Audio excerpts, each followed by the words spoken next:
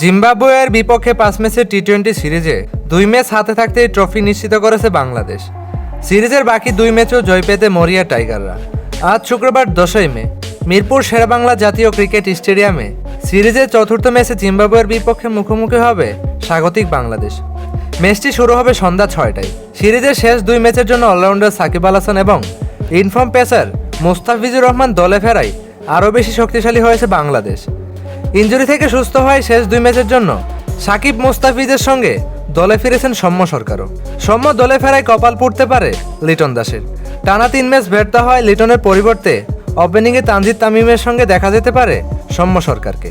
ব্যাটিংয়ে শান্ত হৃদয় সাকিব মাহমুদুল্লাহ এবং জাকের আলী একাদশে থাকবেন এটা প্রায় নিশ্চিত। এদিকে সাকিব দলে ফেরায় বোলিংয়ে শক্তি বেড়েছে টাইগারদের। স্পিন বিভাগে তাকে সঙ্গ দিবেন শেখ মাহেদী। একাদশের বাইরে থাকতে পারেন রিশাদ হোসেন ও তানভীর ইসলাম। পেস বোলিং ইউনিটে টাইগার একাদশে ফিরবেন আইপিএল থেকে আসা মুস্তাফিজুর রহমান। তাকে সঙ্গ দিবেন তাসকিন ও সাইফুদ্দিন। বিশ্রামে থাকতে পারেন শরীফুল ইসলাম ও তানজিদ হাসান তামিম।